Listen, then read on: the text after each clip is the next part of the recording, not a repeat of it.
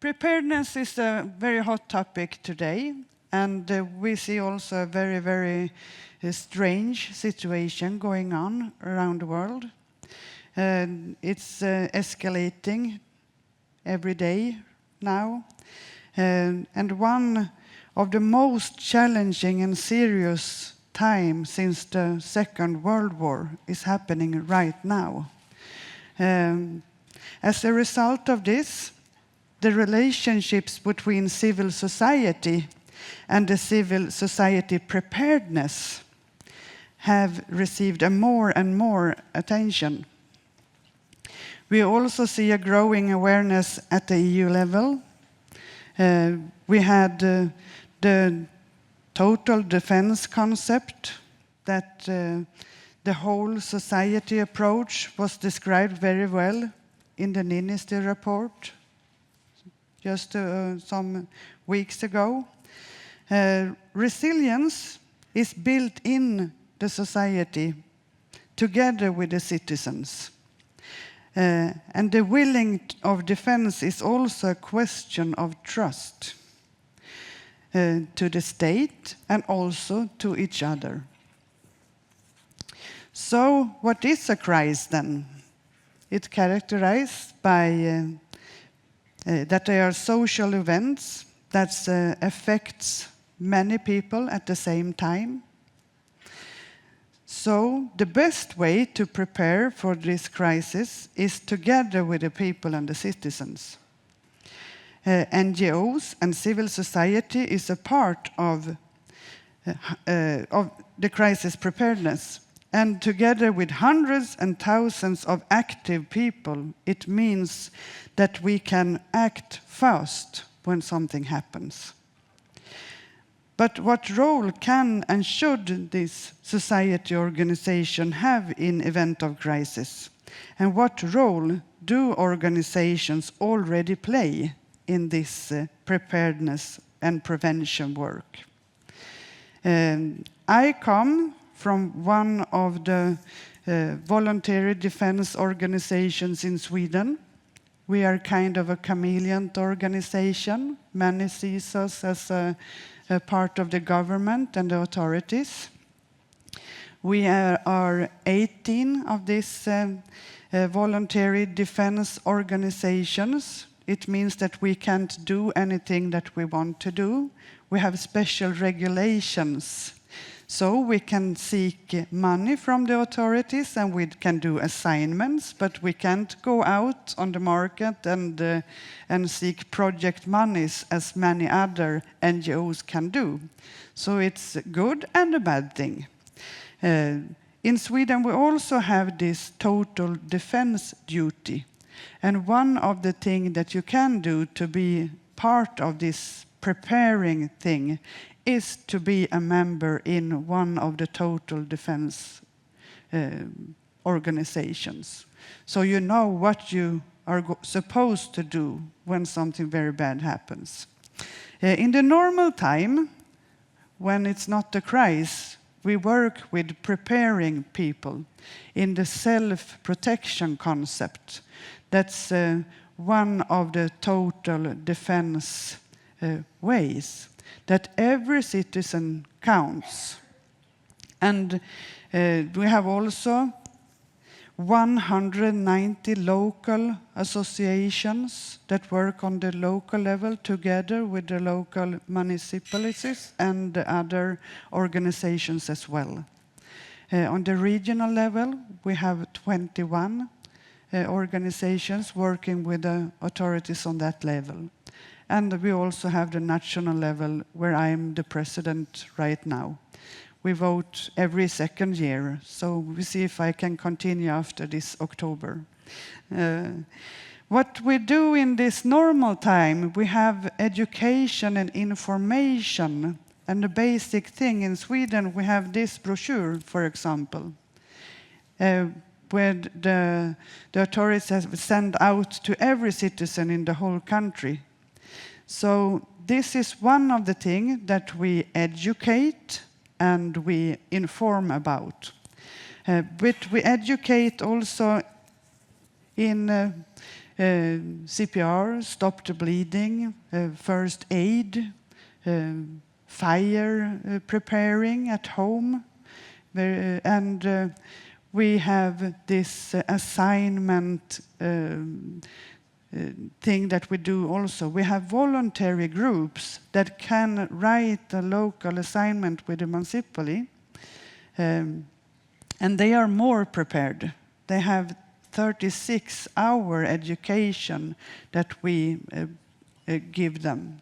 And they can also build this up with more education in leading and in organization work. So preparing is the only thing that we do all the time in every level. we live preparing. So I was so glad when I had the opportunity to come here and have the chance to hear more from other organizations as well. We have some I was in the 2015, I was by myself in the local level at that time, working with a migration wave. So we had in the local sports arena a reception where it came buses from the migration authority with people that were living there. We had that in 2 months. We had children birth there. So it was very, very, very much thing that happened. We also had conflicts in this between groups that came. So it's not always easy. It's people that we are talking about. And I talked about cries, and that's why we should never forget the humans behind the crisis, because how do we behave if we have lost everything? Or we come home and we don't have a house, it's gone. So how should we react and how should we behave in that situation? And that is the main thing in handling people, and socio-economic people are in lack of maybe everything. They just have what they had on them, and that is what we have to help them with. And also we have lots of bureaucratic things to get help. At least in Sweden, it's not that easy.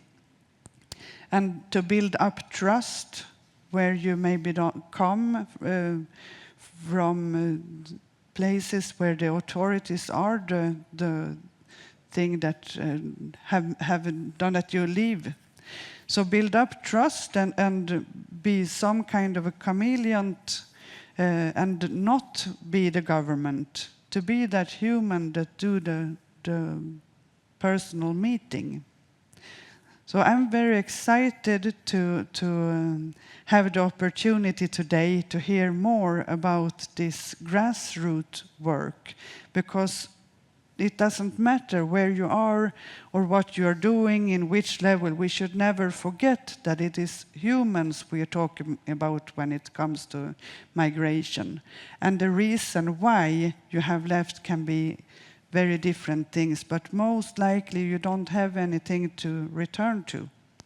And how should you behave when you are afraid? Afraid, that's one of the feelings that is very hard to handle, because when you're afraid you can do or say almost whatever. You don't have anything left to lose. And that's also very important when we communicate from the grassroots level up to the national level, to be that translator that has maybe put away our own feelings to deal with the topics in a better way. Because messages coming through to the authorities better if you don't have these feelings at the same time.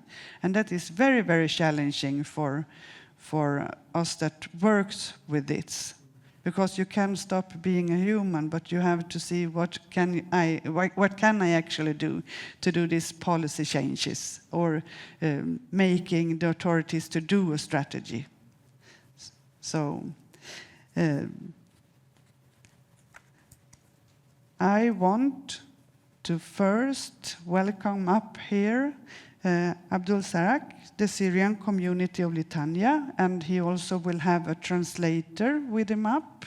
So welcome up. And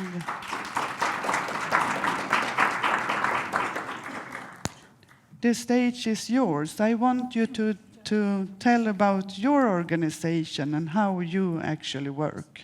So I don't know, do you have pictures that you want to show?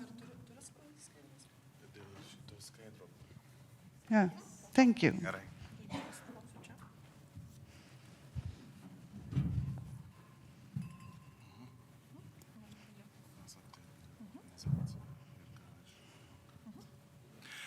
Labą dieną, aš labai džiaugiuosi jūsų pamatyti ir tiesiog aš norėčiau papasakoti apie manęs, apie mano gyvenimą čia Lietuvoje, ką aš veiku, kur aš dirbu, su kuo aš dirbu.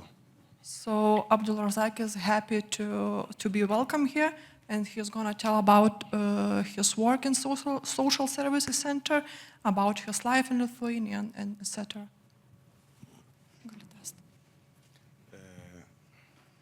Išvykau į Sirijos 2015 metais į Turkiją. Turkijoje gyvenau apie 2 metų.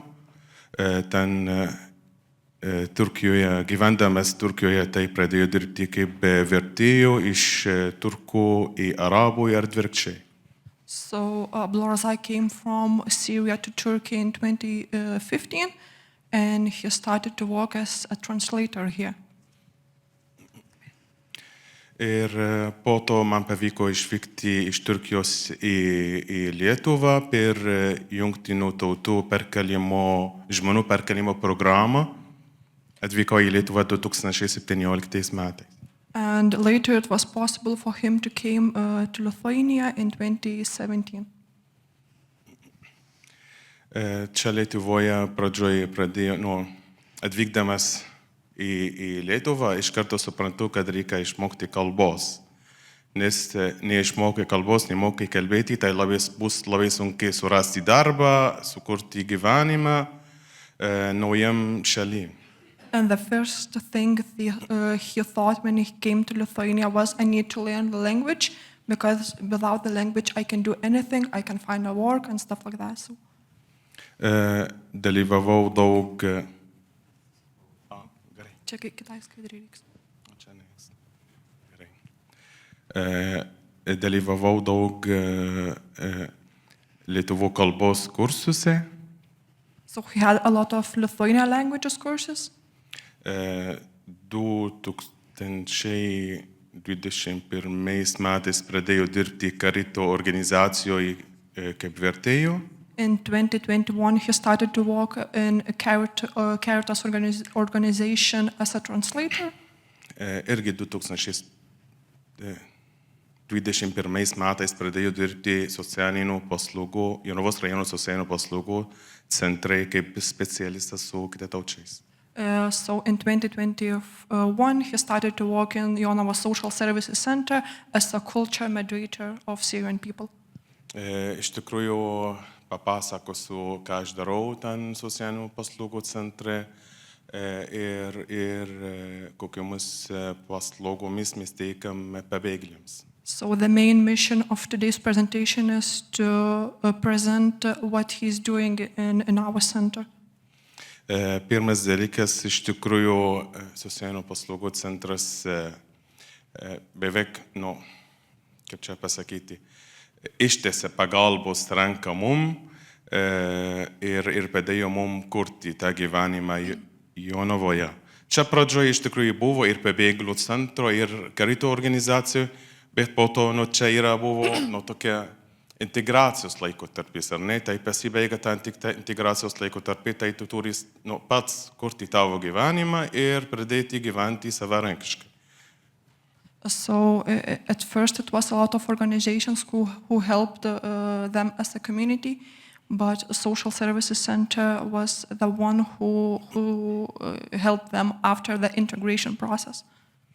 Ir aišku, kad dauguma žmonės tai nesugeba tai išmokti kalbos, nesugeba, tarkam, užsiregistruoti pas gydytojus, eiti pats į savivaldybę, tarkam, dokumentus tvarkyti, kažką daryti, tai reikia pagalbos.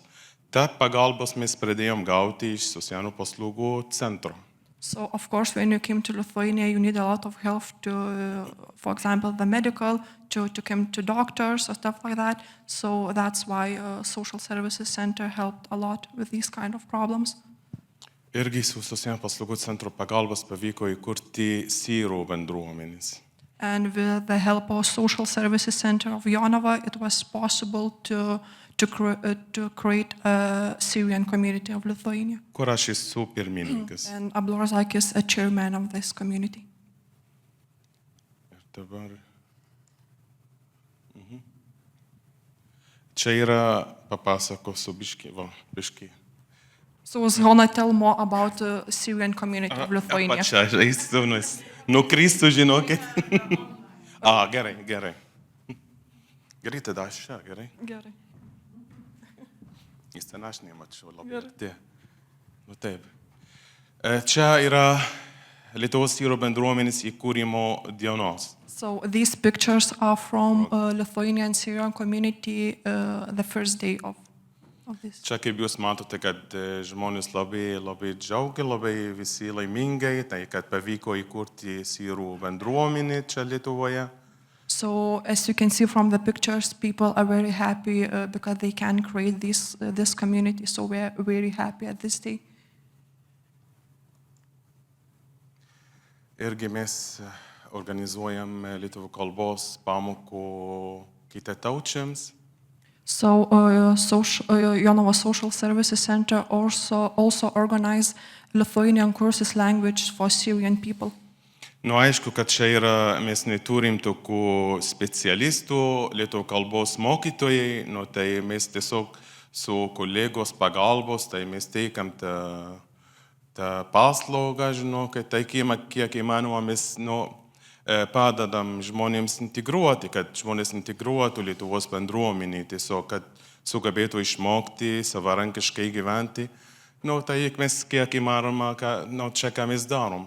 So these people are not professional, they are not teachers, but Abdulrazzak said like it's important to learn step by step even a little bit of Lithuanian languages so they can integrate more easier in Lithuanian community. Čia irgi mes teikam konsultavimo paslaugą apie gyvenimą čia Lietuvoje, tarkam, ateina klientas, klausia, aš noriu tvarkyti tą dokumentą, kur man eiti, ką man daryti, tai žinot, kaip čia yra visokių dalykų, kur reikia tai padėti žmonėms. So from this picture you can see Abdulrazzak doing a consultation services.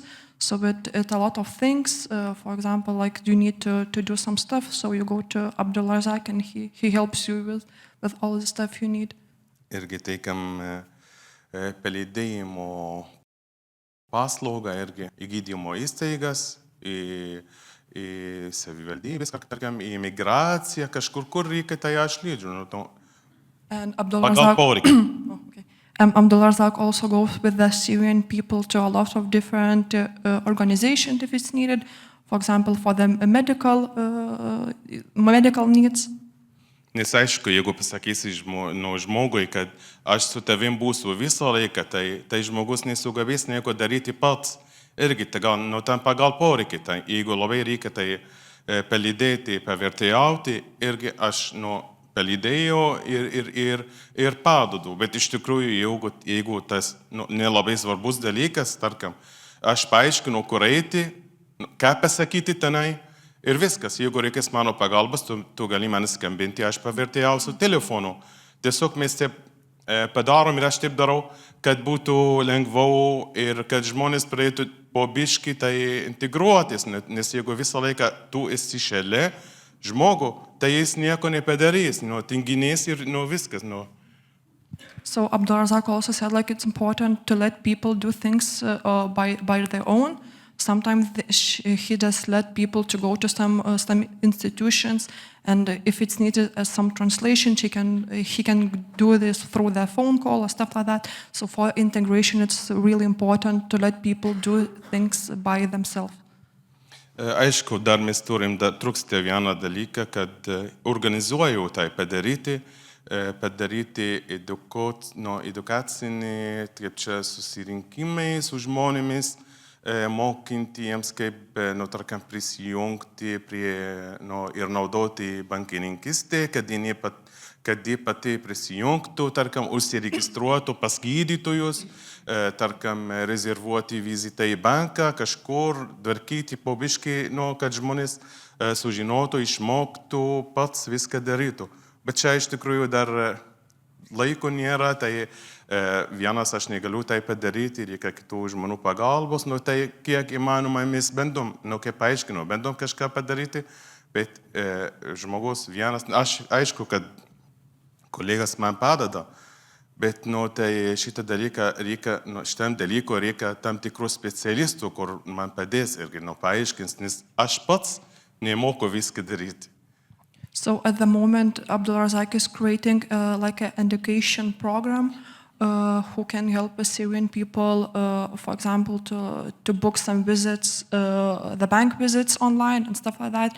And of course, and Abdullah of course said like it's hard to do it alone, and he needs some specialists. So at the moment, he is working in this kind of problem.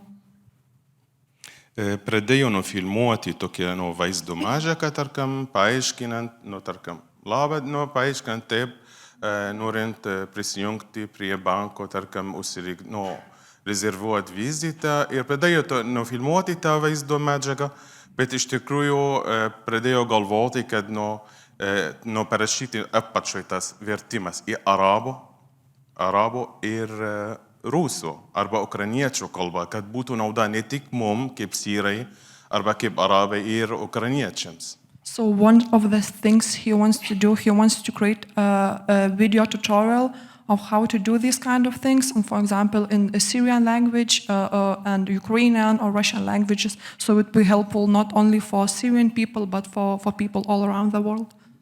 Irgi mes organizuojam pažintinį ekskursijos, tarkam, čia yra pavyzdys į Kėdainį ir dabar mes esam suorganizavę kelionę, tarkam, į zoologiją ir į pilis ten į Vilinų, kad žmonės supažindinti žmonėms apie Lietuvos miestų.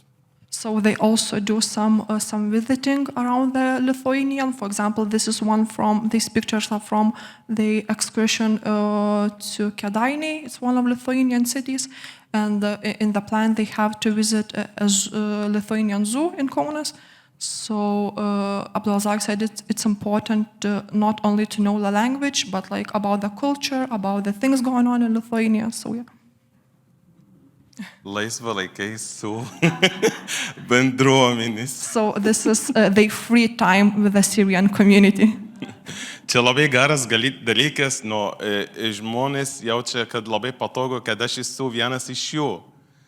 Tai visą laiką aš būnu šalia, būnam kartu, ne tiek darbo dienomis ir savaitgaliais mes kartais, važiuojam, tarkim, čia prie ežero, važiuojam kartu, tai čia labai smagu. So Abdulrazzak said, Grįžt atgal, gerai. So Abdulrazzak said it's important, these kind of activities is important because like Syrian community people feels like Abdulrazzak isn't only a worker, but he is a part of them. So, and it's kind of funny, so yeah. Čia yra Tarptautinį pabėgėlių dienos progoj. So this is a national refugees day. Mergi tokių dalykų mes organizuojam, kas metais, ne tik mes ir pabėgėlių centro, karito organizacija, čia visose organizacijoje būna suorganizuota tokių dalykų ir dauguma žmonės ateina, dalyvauja, tai we do these kind of celebrations every year, not only us, but also all other organizations, since it's like a national day. So yeah, so this is a pictures from that day. Jo, čia nežinau, ar manau, kad dauguma jūsų žino, kad pas mus Sirijoje yra ir arabai, ir kurdai. Mes esam broliai, ir mes esam vienodai, ir čia yra toks įrodymas, kad čia irgi čia per Nevruzų šventę, tai buvo irgi suorganizuojama ten toks susitikimas, ir visi kartu, arabai, kurdai, mes kartu esam. Ir va, matot, kaip visi kartu šokė, ir maisto ten buvo, ir gamino, ir visa kita, tai, no. So Abdulrazzak said, some of you may know or may not know about that there's a Syrian and Kurds at the same time. So Abdulrazzak said they are like brothers. So that's why they have this kind of celebrations. So it's, I don't know how to pronounce. Nevruzų. Yeah, so this kind of the celebration they had in our center. Čia irgi nuotrauka iš Nevruzų švento. Dabar kitataučių įkurtų verslai Lietuvoje. Čia aišku, kad dabar yra daugiau negu šitų nuotraukų, kur aš parodžiau. Irgi žmonės pradėjo sukurti savo verslą čia Lietuvoje. So these pictures are from business who are in Lithuania from refugees. Ir viskas juoda krana.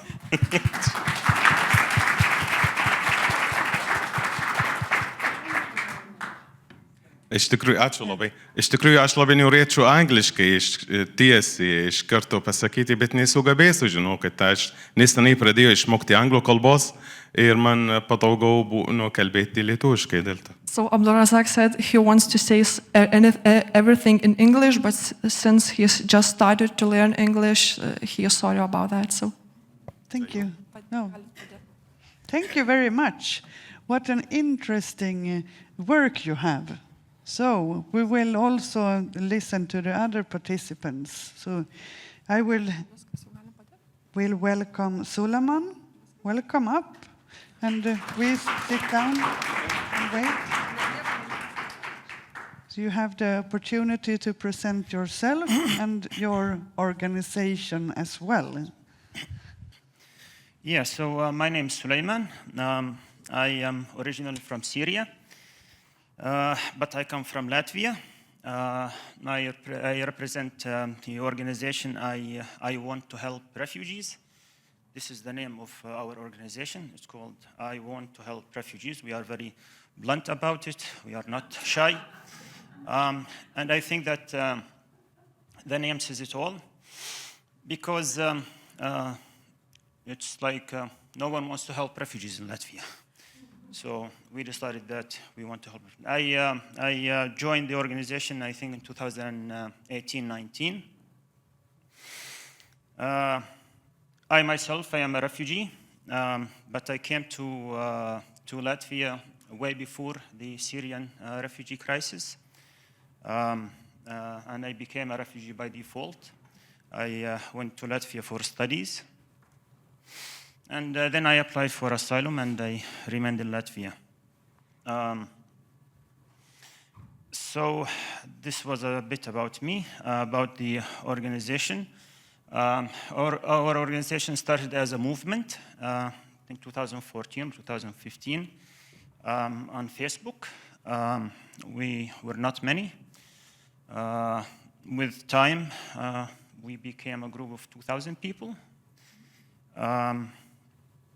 And we want to help refugees, all refugees, including Ukrainian refugees, because it's a bit different. We don't discriminate. So about the organization, I would say that the government in Latvia has no interest in helping refugees. I think that they see refugees as a liability, not as an asset. I could be wrong.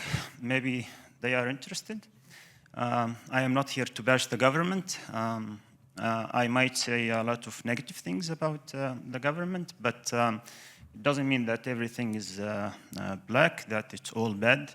It doesn't mean that the government doesn't provide for the refugees. Of course they do.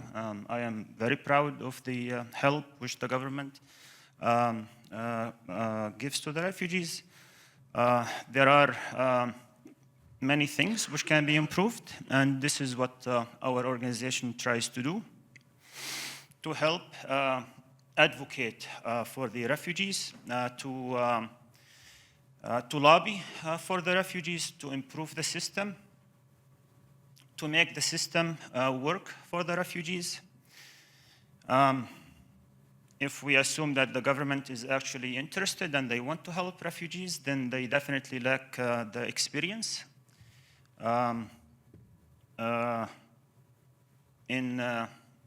So we started this movement. We tried to help refugees. We were a small group of people, locals, Latvians, and then started the Ukrainian refugee crisis. And before that, there was the Belarusian refugee crisis also. So there, the system improved a bit because somehow the government decided that we should pay a bit more attention to refugees. And then when the Ukrainian refugee crisis started, then the system improved a lot for Ukrainian refugees, a bit for other type of refugees. Refugees in Latvia, at the moment, the most are from Ukraine, but we also have from Syria, from Iraq, from Afghanistan, from many different countries, even from South America. Somehow they make it to Latvia, from Cuba and from Brazil. So when the Ukraine refugee crisis started, our organization was more prepared to handle the situation. I am not going to go as far to say that the government contacted us, but somehow we became friends with the government. So the government didn't know what to do or how to handle the refugee crisis. So we got involved. Suddenly our Facebook page had 10,000, more than 10,000 participants. Many other organizations sprung up to help refugees, Ukrainian refugees, I must say. The government in Latvia outsources services or support for refugees. There is no central system. They depend on non-governmental organizations. We are one. There are also others. And in the beginning, the government outsourced the translation interpretation service and the social mentor service. Now, there is a problem with that because the organizations which took these services, they took a project from the government and they will simply implement the project. They are not ready to go beyond, to advocate, to lobby for refugees. There is a project, I will implement the project, and that's it. It's 5 o'clock, it's time to go home. I go home. If there is a problem after 5, it's not my duty to help refugees.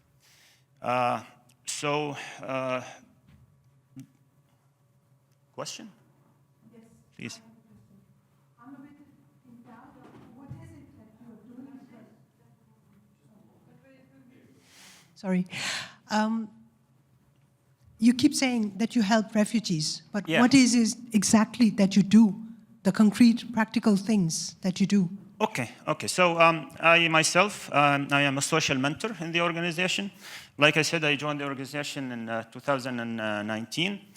I started working as an interpreter with the organization which took the interpretation service from the government. I actually had no plans of advocating or joining the fight for refugees. I had my own studies and my own things to do. But one time I was invited to interpret, and there was one representative from the organization. I want to help refugees there. And I saw something different there, because these people, I right away understood that not only they sympathized with the refugees, but they empathized also. So there was definitely something different about this organization. And I offered to be a volunteer to help. Maybe they need some kind of interpretation or translation service or something. I offered to as a volunteer, and then it just happened that at the end of 2019, we got our first project, our first funding through the UNHCR. And I was hired as a social mentor / an interpreter. At that time, we were helping refugees who were being returned back from other European countries. Because in Latvia, we have a situation where there is a leakage of refugees from Latvia. And when I say refugees, this includes refugee status, this includes alternative status, subsidiary protection, temporary protection, all these things. They are called international protection beneficiaries, but for simplification, I say refugees. So we were helping those who were being returned because people were coming to Latvia. The situation is not the best for refugees in Latvia, so they would just continue their way to Sweden or to Germany, and they were being some of them. Germany took most of them, but some of them were being returned. And when they returned, the Latvian government said that we are not responsible for these people anymore. They left and they didn't stay here. So we took a project through the United Nations, the UNHCR, and we started helping these refugees. What we do a lot of things in one or two sentences. So we do social service. We do social mentor support. Like Abdulrazzak mentioned, we go with them to the immigration office, to the social department office, to the bank, to all the government institutions.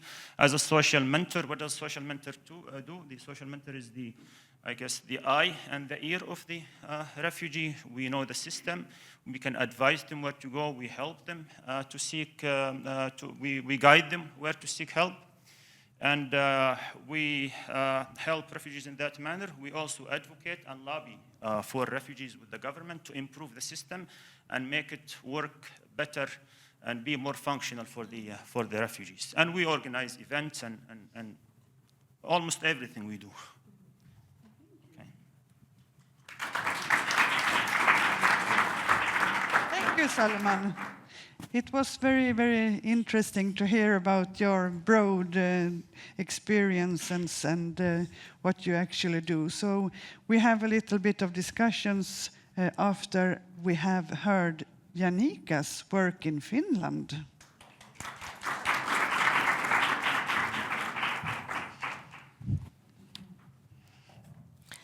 Hello, everybody. My name is Yanika Wilen, and I come from Finland. I'm representative of Mirsal ry at the moment. I do work in another organization as well, which does similar work as well. Mirsal means a messenger or transmitter or sender.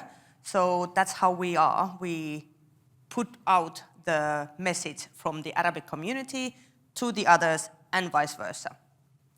I will not go through all the text. I will try and save some time, but you can read what I don't say. I am happy now that I put some pictures because I really liked Abdulrazzak's photos. I think it was very nice in a lot of pictures, but not so much text. So the focus is to be apparent for all the Arabic speakers in Finland. It doesn't mean exclusively. We do include other nationalities and other language speakers as well, but the main focus is in the Arabic community, Arabic-speaking community. And it is to strengthen the competencies and promote equality, which is very important, and provide a platform for integration, youth empowerment, and feminist empowerment. Mirsal promotes gender equality, very important, especially in the Arabic community, with others as well, but I think I think everybody would agree that this is kind of like a taboo subject. It fosters unity through shared humanity, prioritizing different things. And we try to develop empowering, we work for the community to develop empowering people with fewer opportunities, who are less privileged and who have less chances in life, for whatever reason that might be. And by empowering marginalized voices in Finland's democracy and celebrating Arabic culture, this is what we do a lot. We want to promote the beauty and the beauty of the Arabic language community, the culture. So this is very important. I'm not an Arab, I'm just a wannabe Arab. I have been with Arab for 26 years. My kids are Arabs, so to me, it's part of me. I'm completely Finnish, but because of this piece of cloth, people sometimes don't think that I am a Finn. And with 6 kids, they don't think that, okay, no, nobody normal would do that. This I will skip because this will come later. What we do, these are examples of what we do, community engagement and social cohesion. One of the main things we do is men cafes. We have it in 2 different places once a week, and this is for men, all ages. We go through anything and everything what they might want. Now there's elections coming in Finland, so recently we've had few people coming up and talk about their own points of view, who want votes, obviously, from people. So this is one thing, and it has been going on for about 2 years. We talk about social system, how is the life different in Finland versus in their own home countries, because it is different, how the social system works, what is the idea of a family. Family in Finland and family in Arab countries, they're not the same. Another important thing is the cultural walks, which we do. This is aimed for a little bit aged people. We don't ask papers from anybody. You don't need to be retired. So anybody is welcome, like with the grandkids or anybody else. We go to different places, cultural events, get them accustomed to libraries, what Finnish libraries offer, mainly in Helsinki area. We have a lot of musical shows, art galleries, and different things about Finnish culture as well in those places. So we try and go to those different places. Also, one aim is to get people accustomed to the public service. We pay for the tickets of the people who participate. So we try and get them moving. We try and get them familiar with their own surroundings. You know, you have to take a bus from here to there, and we try and entice them and get them moving in that way. And why does it matter? So familiar places, spaces, and a peer support, it builds trust and empower communities. Peer support and empowerment, I think it goes from everything. Access to essential services. We have volunteer-guided support with bureaucracy, all the bureaucracy. Finland is known for paperwork. Even as Finns, we say that Finland is, in love with paperwork. Whatever you need to do, whatever you want to do, there's a ton of paper that you need to fill. So it's not easy. So it's very important that you get a person who has been through that, who actually shows you, tells you, what are they asking? We don't have translated documents in our social services system. It's only in Finnish and Swedish. Not even in English. Maybe sometimes, in some places they might be in English. So it is challenging. Policy innovations and political participation. We've had some parliament visitation and shared stories through workshops. And among us was one project where we raised awareness on racism and unprecedented voices. And why it matters, the direct contact with institutions, it encourages, it gives information and people get excited, they know more. So therefore, the visibility both ways is growing. Collaborative approaches for resilience. We have Erasmus Plus project, and it has united youth across countries. I think mainly it has been from the Baltic, Nordic countries in the last one. Couple of partnerships is Startup Refugees that we have done some work. Monihili, which is an umbrella organization for all the minority, multicultural organizations in Finland. And Yle Arabic. Yle is like BBC, CNN in Finland. And why I mentioned the Moniheli is because the other organization, Familia, where I work, is actually funded from Familia. They started Moniheli. So all these multicultural, intercultural works with anything that people might want is like included in there. And sustainable integration and long-term impact. Youth of project, we had that, and it gave the Arabic-speaking youth the leadership. We put them in charge. They were planning, they were taking part. We gave them like the specs. Okay, this is what you can do, what you can't do, and the young people took initiative and they planned and made the project. Obviously, with some help with our coordinators. Employment and career support, we do help. That's one thing that we did with the Startup Refugees about these job possibilities. And mentorship programs where we get the migrant job seekers guidance from different things about schools, what is their own interest, how you can apply to school, what you should do. And because there's different levels of courses and schools in Finland. And then mental health and well-being support. We do lots of peer support groups for many, many different things. Then I will mention also the safe spaces for taboo issues. There's a lot. I think Arabs as a general community are very, very proud people. The sense of honor for Arabs is completely different than to Finns, for example, in my opinion. It is much bigger, it's much more wholesome. And when you talk about an honor, about having your wife, your children, it is a totally different thing than in Europe in general. So that doesn't mean that there isn't taboo issues. There's violence, there's alcoholism, there's many things like in every other nation as well. So those things are not spoken about because of the shame. And there's also, people try to deny it. You can't admit that there's actually a problem. So this is one big issue. Another important thing is about the divorce and custody.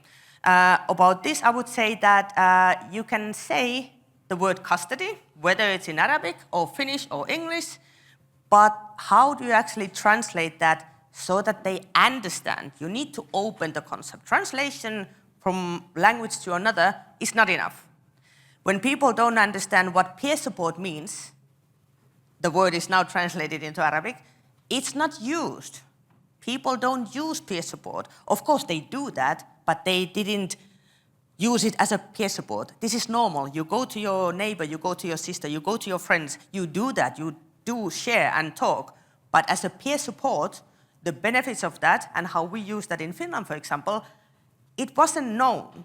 So what's the point of just translating when it doesn't actually go inside and you don't understand the whole concept of that? So conclusion.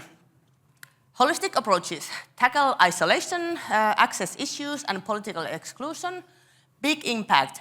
We've reached 1,200, more than that, and 70% who have started community initiatives of the people who we have trained. They have started their own groups, they've gotten a job or something like that.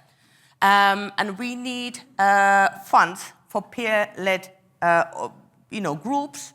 We need funds. We have the ability, capability, and willingness to do a lot. We just don't have the money to do all these things. And that's kind of to me, this is like a way of life. This is not just my job. This is my life. So I do what I can do whenever I can do. Even if I can't do, I still do. So, call to action.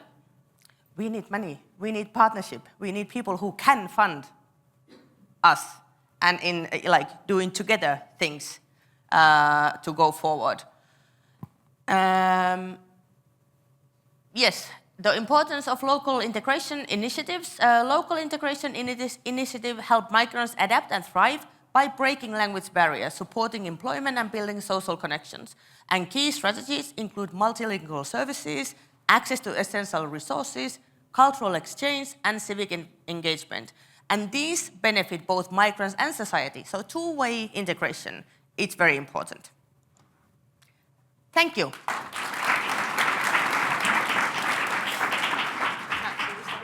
Yeah, you can stay up here, and I will also want Sulaeman and Abdulrazzak to join us.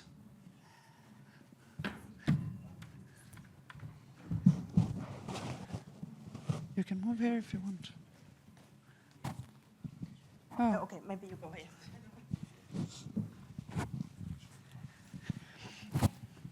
Thank you for your presentations and what work you're doing on the local level. It's fantastic to hear. But I also think that we are struggling with almost the same kind of problems, either in which country we are finding ourselves. When we work together with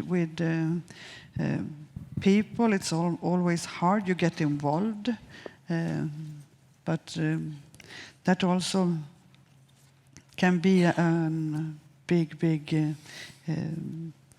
good thing to do this personal involving.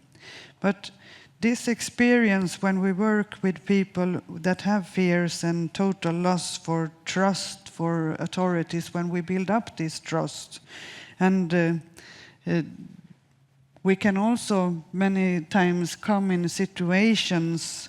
How do you maintain your own trust when things don't work as you want to? Sulaeman, how do you continue to want to do this?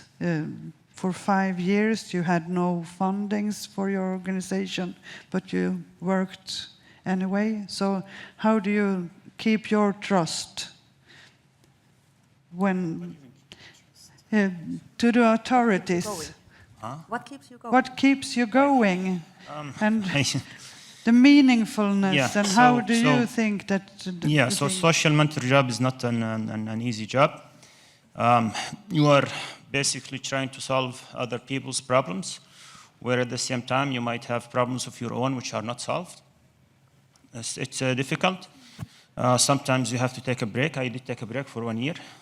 It was very difficult, very challenging, and I did actually take a break for 1 year.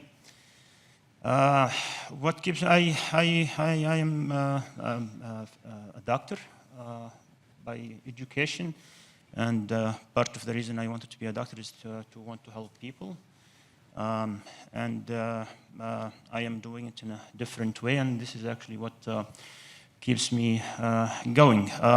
Another thing which also keeps me going is that when you become involved with the refugees, you understand that this is a group of people who actually need help. They are very traumatized. Lots of them came through the border. We have a border issue also in Latvia. Latvia is an EU border country, and many of them come to Latvia through the border. It's not easy to cross the border. Some of them get stuck in the border area without any help. During the winter month, during the winter time, some for as long as 6 months spent in the forest in the cold. And they are very traumatized, they need help, so this is what keeps you going. Yeah, the meaningfulness and the personal meetings. But this lack of trust when you maybe don't the bureaucracy sometimes can create problems that are hard for people. But I also think when you have worked with these organizations for a time, you have lots of experiences, and you also know the needs. How do you work with this describing of the needs to the authorities? Do you have created some kind of connection so the needs comes up where it should be? Yes.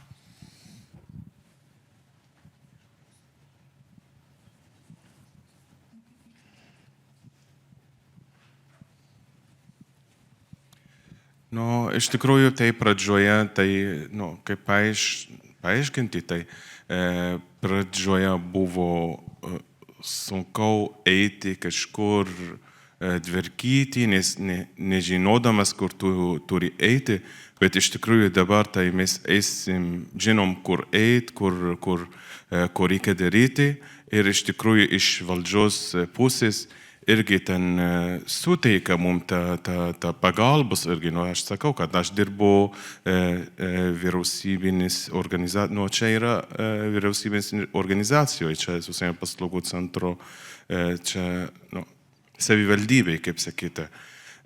Iš tikrųjų, kai mes suorganizuojam renginius, visa kita, tai ateina dažnai iš valdžios, dalyvauja su mumis, būna visą laiką šalia, tai iš tikrųjų tai mums labai gerai. So Abdulrazzak said at first it was really hard because he knows nothing about Lithuanian laws and how it works. So it was really hard to go to other institutions and do the work he needs to do. But at the moment when he is working in Jonava Social Services Center, it's become easier and easier. Also, he is thankful for authorities because authorities is always near to us. If we have some celebration or stuff like that, they always here to celebrate with them also. Yes, but I also think that working with the experiences you have and the needs, if we create some kind of solutions together with the authorities, have you seen differences over time? Do you have created things together with the authorities?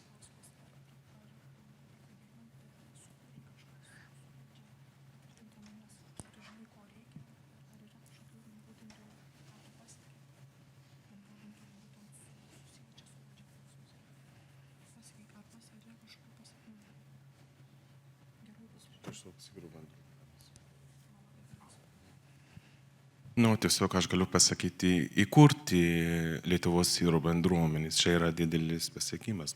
So one of the main thing Abdulrazzak and authorities did was a Syrian community in Lithuania.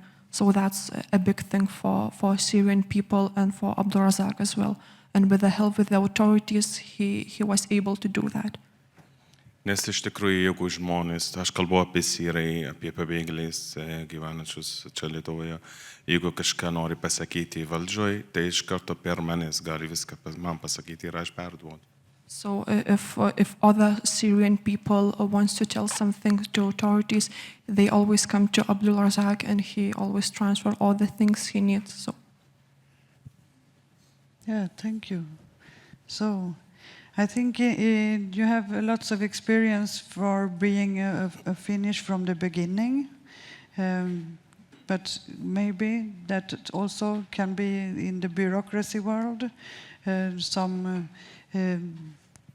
Is it hard for you to understand the other world when you not have the experience as a refugee as yourself?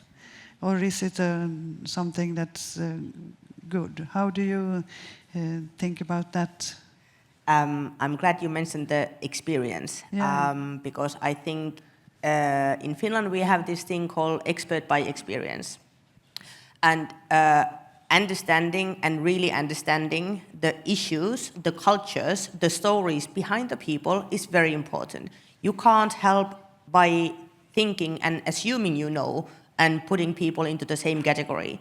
So why I mentioned this expert by experience is it's different from the peer support. Peer support, you share some experiences together, but expert by experience means that you go a bit further. You can actually train people and you can share to authorities and professionals like a little bit deeper meaning of the peer support thing, how it started. So for me to understand and be willing to understand, be willing to have an open dialogue. And from this, I think that, for example, these child protection services, I know the cases in Sweden and Finland have been a lot when, especially from Arab communities, children have been taken into custody. So it's a big, like a problem in there. And why I can talk about this, because I have been part of child protection myself, my family. So I received good services. I don't have a problem with that. But the issue that they, for example, asked me is that, okay, what time do you eat? Where do you eat? And the so-called typical time for Finnish people to eat is between 4 and 5, and you eat at the kitchen table. Is that what Arabs do? No. They don't eat at that time, and they don't always eat in the kitchen table. They might eat in the living room, and they eat about 9 o'clock, 8 o'clock, 10 o'clock. So is this really the issue that Finnish people can assess the ability for Arab parents to be parenting their children by this? Isn't it more important that the kids get to eat? They have a safe environment? Really? Is this the point that we want to focus on, what time they eat?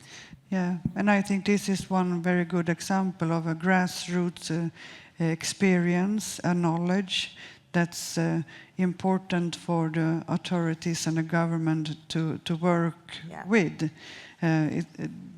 You are not a better parent because you eat on a special time.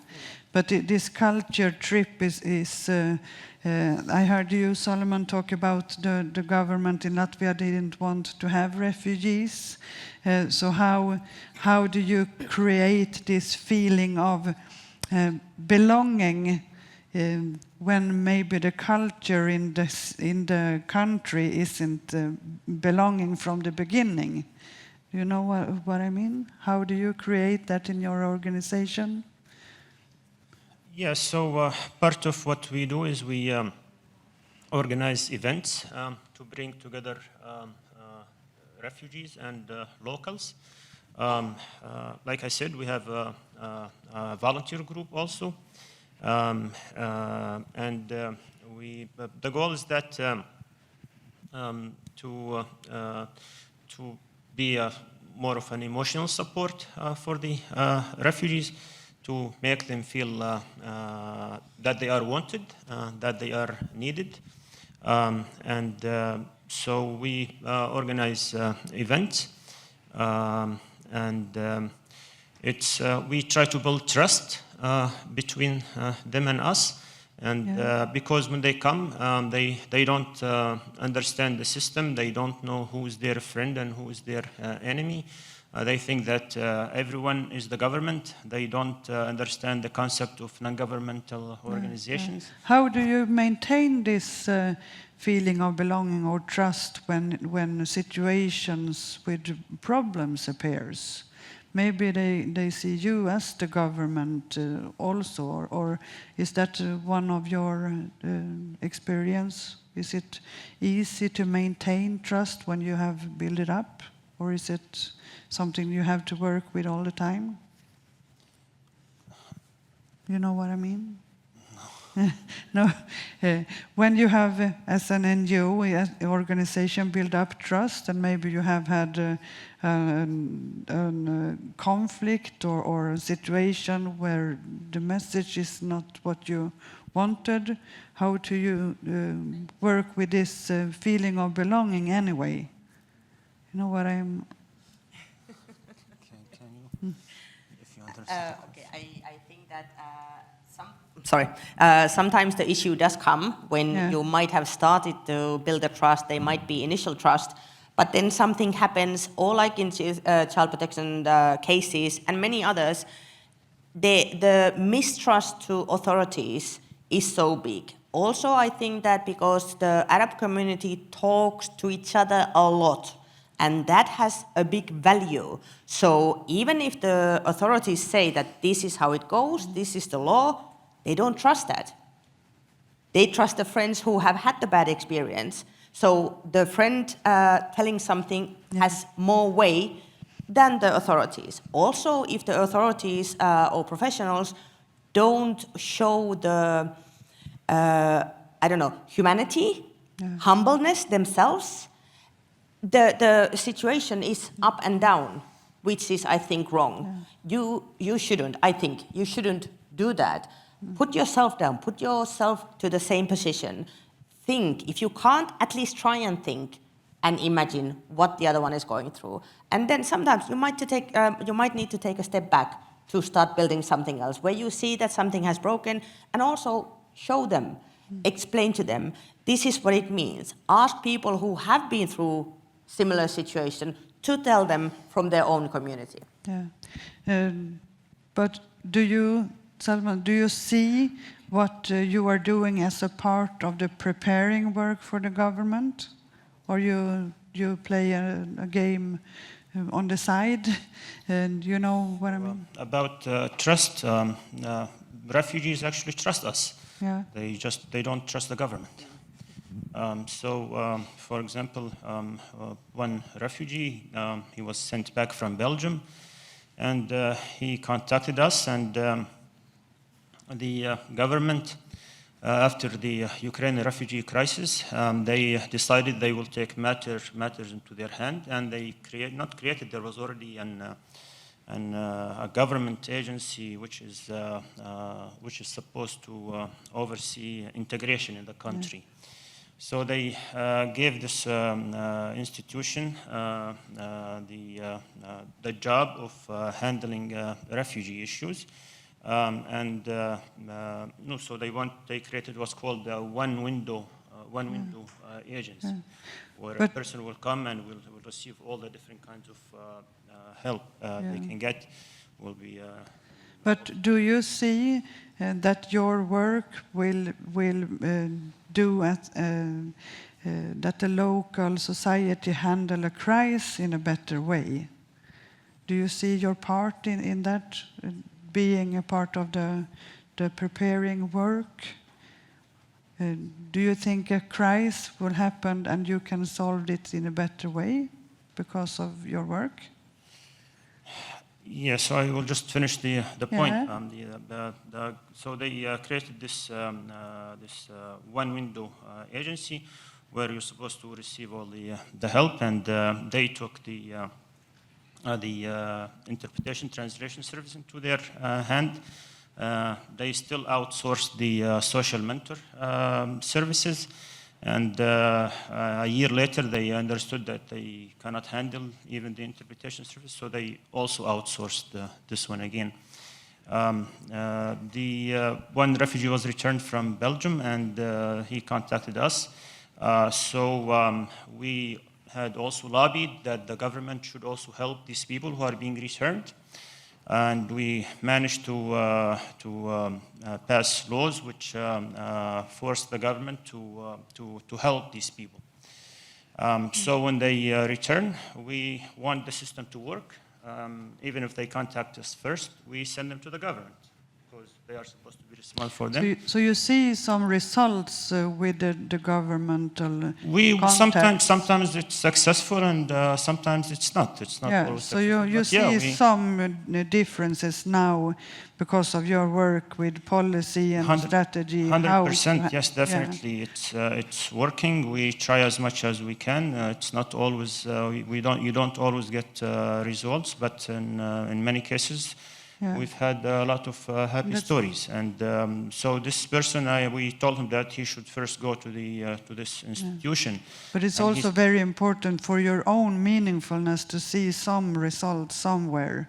So yeah, because it's not our goal that we want to start a fight with the government. Our goal is to provide provide service to the refugees, to make the system work. And if it's working, then we are very fine. Sometimes we try to push the buttons as much as we can. We don't take no for an answer. We always ask why not. You're just struggling ahead. Yeah, and it makes some results. But Yanika, you told us about Finland, bureaucracy and paper. They love papers. Yes. But do you see that your organization has done some kind of a different in this bureaucracy world? I think the laws and rules are there to stay, at least for a while. There's nothing any organization can do about the law and those kind of things. But at least, like in our organization, we can translate some of the documents, for example. Then it's easier for them to fill them themselves, for example. And I have seen some changes. I think it's slow but steady. Officials do take into consideration what we tell them sometimes, not always. And also, even if they want to take it into consideration, the laws and bureaucracy and things might stop it or make it slower. Yeah. But it depends on the person, behind the title, how willing they are to understand, how willing they are to have a dialogue and make a difference to those people. Yeah, because you described also a situation where you are a lack of fundings yourself and build up something that continues to work over time could maybe be some of the problem. So how do you dialogue that with the authorities? That the work that you have started up should continue over time? I think this is a very common problem in Finland with any NGOs. You might get a 3-year grant funding, and then once the people of the NGO, who are the target group, whichever that might be, once they know that, okay, this is where you get the help and this is where these people can get help and whatever, then it stops. Then again, it will come like a big problem. It shouldn't be a surprise that the problem arises. Everybody knows that, okay, the funding stops. Where can you put the people? Where can you, guide them for help? Whatever it is. So the problem, the government knows that problem, but it's about also politics, about who's in charge, what is that the people want, which political party is in power and who's the loudest. So I think that has a big effect on these things. We try. I wanted to say something to the beginning. It's not for the faint-hearted. Not everybody can do this, and it's very important to take care of yourself. Like you said that you took a year out. Yeah. I feel you. Yeah. It's not easy, and for me, like, it does come under my skin. I try not to, but that's not also how I am as a person. I can't be so distant. Otherwise, I feel I'm not doing enough. But yeah, you need to be realistic about that. You can't do everything, and you can't help everybody.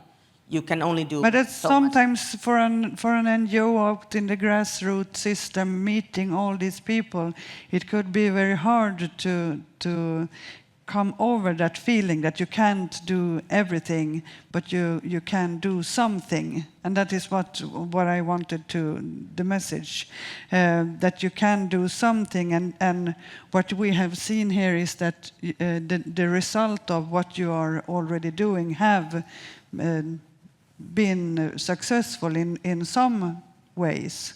Maybe small, but if we continue to work and if the migration becomes more of an indoor part of the government working, because I think that we see an development during the climate crisis, and we can have more people also from the war zones coming, traveling around the world. So this will not stop tomorrow.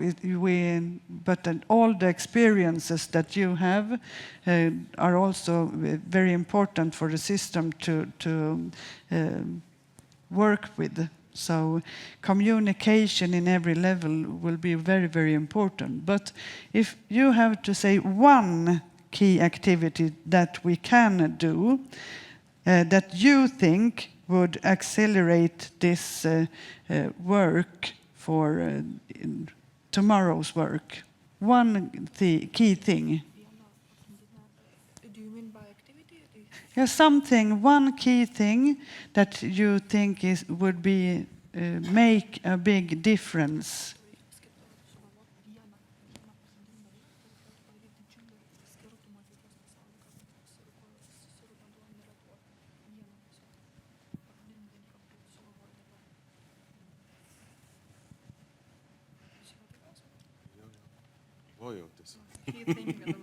Yeah.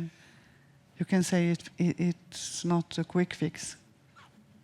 Čia pagrindinė dalykai, ko labiau suorganizuoti lietuvių kalbos, kad visi žmonės kalbėtų lietuviškai, kad sugebėtų bendrauti su lietuviais, kad galėtų savarankiškai atlikti viską, ko nori, be kitų žmonių pagalbos. So Abdulrazzak said the main thing, the key thing is Lithuania languages courses, a professional one, so every Syrian people can speak in Lithuania and can do things themselves without the help of the worker. Yeah, and I think that will be the same in every country, that you have to learn the language in some way, or you have to have help to understand the basic things when you come. So I will thank you all. It was a very, very interesting discussion, and I'm very, very impressed of what you are doing and that you are maintaining doing this, even if it's hard sometimes. So thank you. You have time for one or two questions? Yes. Do we have one or two questions in the audience? Two questions in the back row. Okay. Karolis, let me be the first to ask a question. I'm Darta Pelis, a policy analyst from Providus. I think the realities of integration systems in all three countries, Finland, Latvia, and Lithuania, are quite different. So the roles each of your organizations fill are different as well. And I wanted to ask to the panelists to describe in one sentence, in the overall integration system of your country, where do you see yourselves? What role do you fill out, in your opinion? Thank you. We can take the second. Well, I think it's almost an answer to your question, because because I have actually a comment. Thanks a lot. And I think followers, to be on the same page, we really need to understand the models of integration or integration systems in the Nordics and the Baltics in a nutshell. Yeah, we all know that we have also different integration models within the Nordic countries. Yeah, but in a nutshell, if you look at the Nordic countries, what you have is there is a very clear legal framework, national system, organized by the central government, which is being implemented by municipalities in most of the cases, where NGOs are complementing to the integration system. That's in a nutshell. If you look Denmark, if you look Norway, you have municipalities as a cross-cutting horizontal integration player at the local level, cooperating in decentralized way with NGOs and civil society. And the whole minimum standard framework comes from the national government, either in national integration law, etc. And it's funded by the government. So that's the Nordic model in a nutshell. When you look at the Baltic integration model before the Ukrainian situation response, you have totally different situation. You have integration projects funded by the European Union external funds, and where the subcontracted authority has always been the NGO. Yeah? So and without very clear role of municipalities. And that's why we have very different engagement of civil society actors, where in the Nordics you are complementing the efforts to the system. And unfortunately, I will be very honest with you, in the Baltics, it has been a replacement, not a complementarity. Yeah? And that is totally different. And that's why you talk about the trust building and etc. We have also to understand that there are different models, you know, and when the GPB, or I Want to Help Refugees, and Sulaeman tells, you know, what they do, you know, in the Nordic countries you would say, but why you do this? It should be done by the municipality. That was your question. But because the system is different. And now, after Ukraine situation response, the governments are moving towards the Nordic model, but trying to bring municipalities where they should have been brought 10 years ago. Yeah? And that's where we have this transition. And that's where this foreign model comes in as a project, as a platform to really see how we can help to build this transition where NGOs could play as a partner role at a local level in decentralized way of doing integration. So that's why I wanted to say that we have to be on the same page to understand who does what, you know, in those different models. Thanks. Thank you, but we had the question. So we go back to the question, where in the system do you find yourself? I think you answered yourself to the question that you said, Yeah. but I completely agree. The law says something you're not supposed to do. You don't get funds for the things that are government and municipality responsibility, yet they don't do it. So therefore, NGOs need to do it. So I completely understand, and this is unfair. Ukrainians in Finland got free passports, bus passes, travel tickets. They got into museums for free. They got lots of other perks that no other immigrant group got. It's unfair. To the first question, I think bridge. We're the bridge. We have to be in between. We need to be like the Mirsal word. We are the messengers. We are the ones who translate, open, communicate. So that would be my answer to that. So one question, one sentence. It was a bit more. Sorry. It was a bit more. Sulaeman, where do you see yourself in the system in one Yeah, sentence? so I'm hoping that the government will take responsibility and provide basic services to refugees, and we will still be advocating and lobbying for refugees and their rights. You mentioned about Ukrainian refugees. They are receiving a lot of perks. I don't mind this because in Latvia it's the same. But Latvians also are not receiving these perks, so I really don't mind. I don't see it as a central part of the process of integration. You might get a discount at a car wash for washing your car. If you drive with a not washed car or a washed car, it really doesn't mean that you are more integrated than the others, so I really don't mind. Let there be more perks for Ukrainians. And but again, basic functions. Refugee needs a roof, medical care, and language. This creates actually for us a problem with the language, because now all the language courses are going towards Ukrainian refugees and less. So they all, as I understand, we have a new problem where you stand groups of immigrants against each other almost. So that is something new that also the government has to work with in a close future as well. So the question, where in the system do you find yourself?